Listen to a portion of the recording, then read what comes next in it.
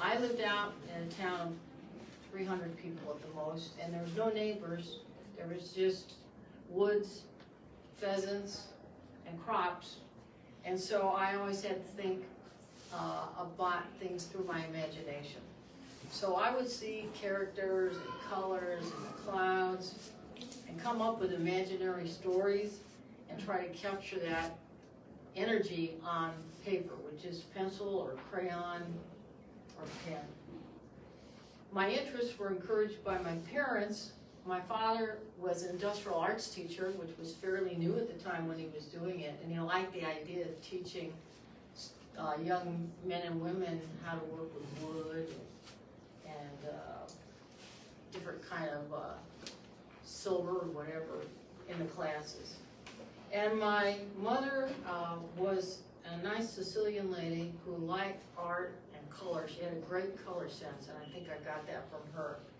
And she would collect art prints of the masters. They were just on inexpensive cardboard or paper, and she'd frame them around the house because she knew that they couldn't afford to buy something like that, even prints.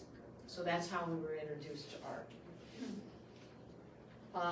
As I grew older, especially in secondary school, my art took on a more formal direction. Now, I have been an art teacher, and I wish I would have had the resources when I was young that my students got. But pretty much we had a very small art room in high school, and it was just very limited supplies. But the person that taught me was an artist themselves, so they gave us a lot of inspiration to follow what ideas that we had. And it was that time I became deeply interested in learning the Renaissance artists and the Impressionists. And I spent hours copying their work, not to imitate it, but to learn from it. So I wanted to know, how did they get that technique down that captured the emotion and the story so easily, sometimes with just one drawing or painting on a panel or a canvas or on a wall.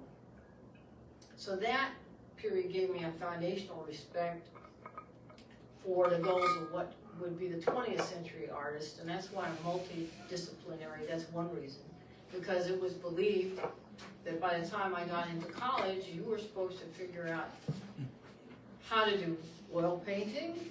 Acrylics were new, and they were pretty yucky at the time, so it was pretty much oil painting, very little watercolor, but a lot of foundational drawing and printmaking.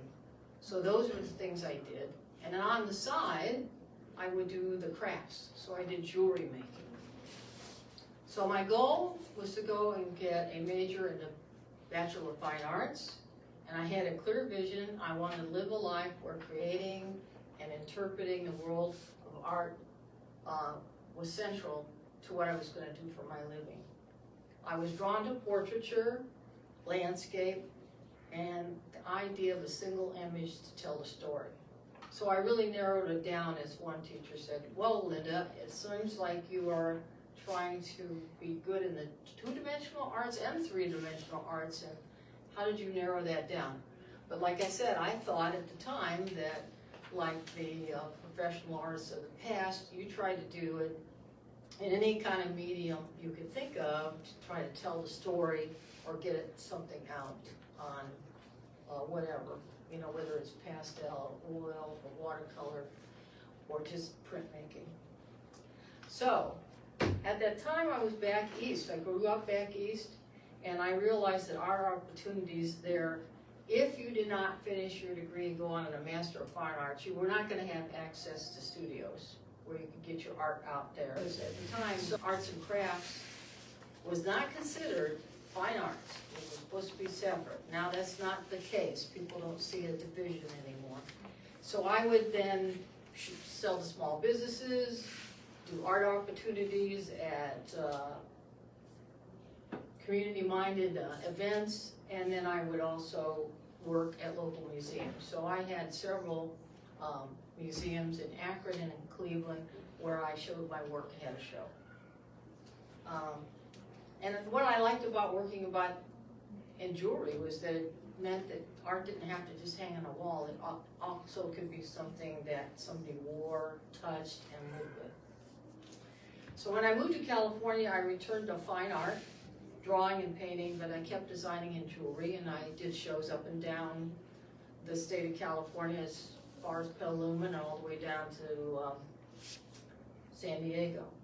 And I gave talks at museums. I gave a talk and a demonstration at the Museum of Art, at the History Museum in Los Angeles. And then I was featured at a gallery that still exists, the A&I Craft Gallery in Los Angeles, downtown Los Angeles, down where the La Brea tar pits are, and the Museum of Los Angeles Art. I worked across all these three, depending on the subject and what I wanted to tell, until the jewelry market dried up. Okay, so then I spent time just like drawing my children. My children would say, it's not safe to go to sleep.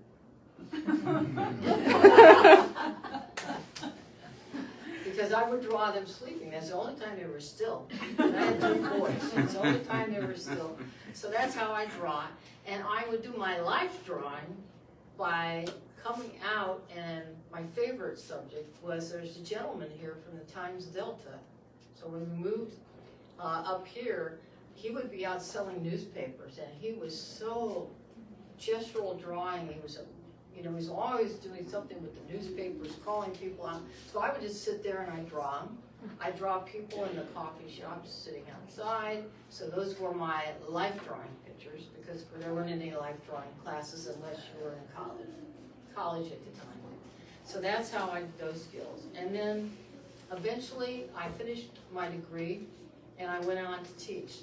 So when you go to teach, and I taught high school, you are a multidisciplinary artist, whether you like it or not, because you're supposed to teach them everything that you can teach them. So that's what I did for 15 years. And on the side, how I got to this was there really wasn't time for me to develop oil paintings, that's for sure, or watercolors, except for examples that I was doing for the students to learn. But I did learn how to teach people to do those skills, which was very helpful when I came here to teach adults. But I knew how to break something down, and my idea was to break it down so everybody was successful at what they were trying to get to. So that they walked out with a portrait that they liked, I was happy, they were happy. So I get a lot of thrill out of that still. So anyway, what happened was I thought, well, how can I pursue my artwork in a way that doesn't take up so much time, because I don't have a lot of time. I have time to teach, I have time to grade, but I didn't have a lot of time to do the arts that demanded a lot of extra time. So at the time, I taught photography. That was the other class. And when I taught anything, I thought, well, if you're going to teach it, you better know how to do it. So when I gave my students assignments, go out and get 25 photos of whatever, and sometimes they could pick what they wanted to do, I would go out and get 100, 150 of them, because I wanted to show them, well, I'm doing the work like you are. And then I had to also learn the skill of how to develop digital photography. So that's how this came about. What happened is that Springville is very close to where I taught, which is in Porterville, California. And they just celebrated their 75th year of the rodeo. And it's a big deal in Springville. They have a parade the day before, and then they have like 2 to 3 days sometimes of celebration for what they do. And since my department in art at the school I taught was right next to the FHA booth, I had a lot of students that took both. So that's how I met students, and they were involved in the rodeo. If I'd gone to the rodeo, it must have been when I was younger, but I don't remember that much. But what was nice was I got the privilege to be able to go for 3 years behind the scenes and take these photos.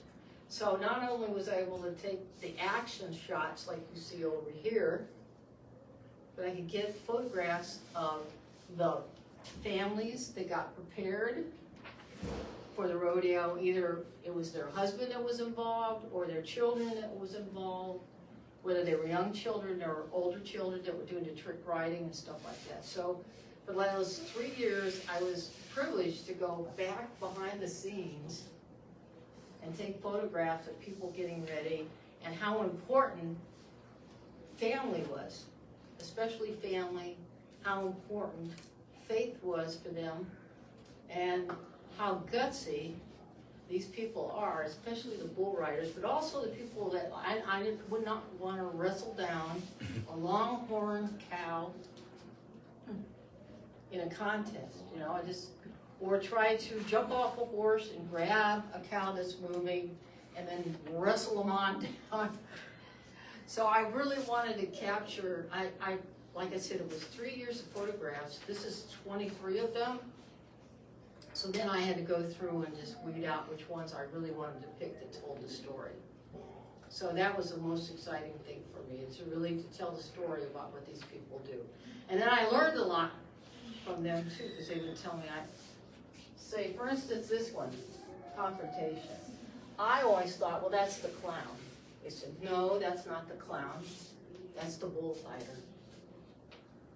His job is to be the bullfighter out there, and he's going to get that cow, steer, bull, whatever, over and away from the gentleman who just took a tumble like this and doesn't get hurt. So I learned a lot from that. And like the preparation they have to do, the amount of money they pay to get dressed up and get dumped into dirt was amazing. And when I went back to like Boot Barn and I was meeting the people there and passing out literature about this, you know, I would see these people that they put their money into their refinery because it meant a lot to them, a lot to them. America means a lot to them. Their life in the rodeo and in agriculture means a lot to them. And like I said, sometimes I get emotional about how much it means, how much I learned from these people, just staying local, and how much they contribute to our life on the, and then hang on for dear life. Now, these children don't have anything to hang on to like the guys over here that are trying to hold. The guys are to get on the bulls or the cows. They've got, well, not these guys, they jump off their horse, but they know how to like ride a horse, get off, tumble and grab the bull. But these guys here, they're working on their hold, so they have all these things that they get ready before they get on that bull. But these kids are just going to get on a sheep and hang on for dear life. I think really it's kind of a short talk, but I just really wanted to share with you. And if you have any questions about how I got the photos, but I can tell you, being one that was not the official photographer, I didn't get a choice place to stand and shoot. I also was going from the daytime to the nighttime, and I kept wondering, I mean, if I would get these kind of shots, because this is when it's like the lights are up and the sun is down. But I managed to get myself in places where I could get these shots. And I really had to think about what to do. And as Ian says, you shoot a lot, you shoot a lot, you shoot a lot. And you look back and you go, well, I didn't get that time. And that's why this is 3 years of work. But I did get it this time.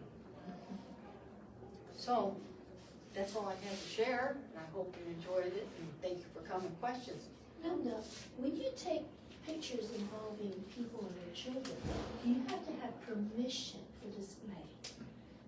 No, because you are, one, I had permission to be there on the backgrounds due to the promoters, and the deal is that you give them your pictures and they can use them as you want. You still own them, but you hand over the pictures. So because it's a public place, these people are participants, you don't have to worry about that, where otherwise if you were getting, it's like street photography. You don't have to get permission for street photography.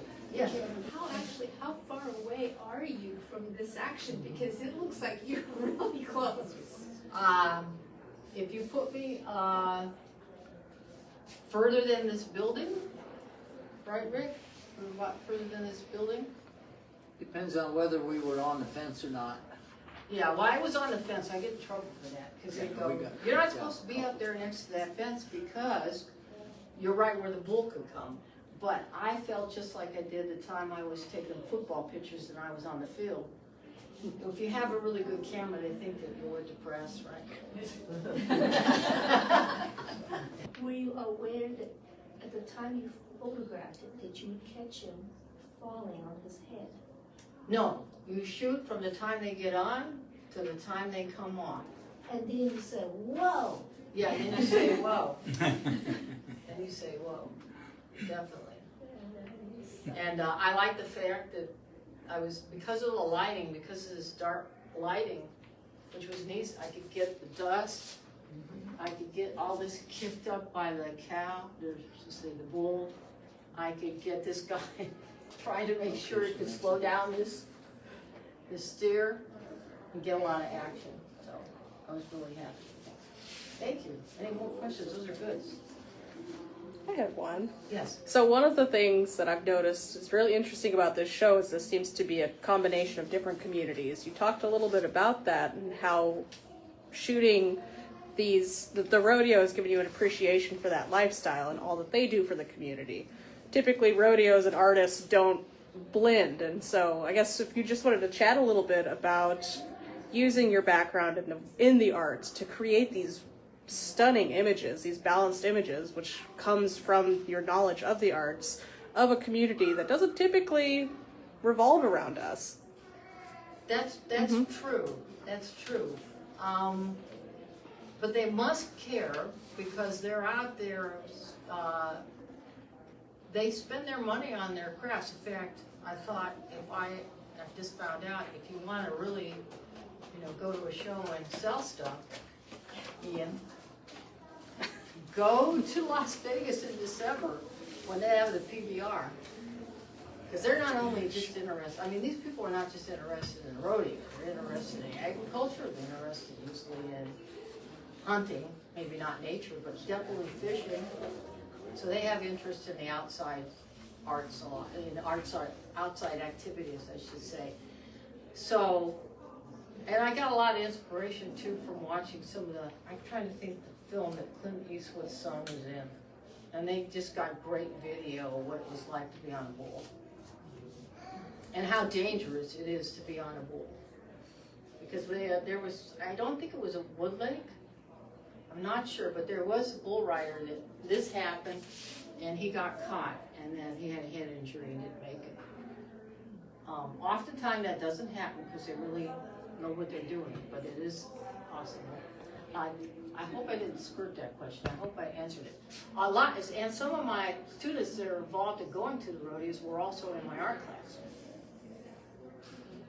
So I could see what they were interested in, what they drew. For instance, I had a student who wanted to draw, and he said, I don't know how to do it, I feel insecure. I said, what are you around all the time? He said, horses. I said, why don't you draw a horse? He drew a horse. Why? Because he'd always looked at a horse. He had a personal experience with a horse. So it wasn't like if I gave him something like that student couldn't relate to. So a lot of times, if you can relate to it, you can express yourself. Yeah. What did you say that's wrong with a guy, that he's not the clown? What is the name? They're dressed kind of clownish, but they're called the bullfighter.